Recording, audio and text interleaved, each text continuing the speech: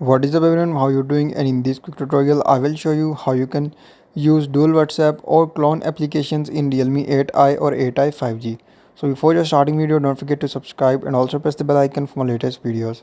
So to install dual WhatsApp or clone apps in Realme 8i or 8i 5G, simply first of all just go to settings. So just tap on settings and follow every single step as I'm showing you in this video to install dual WhatsApp in Realme 8i or 8i 5G.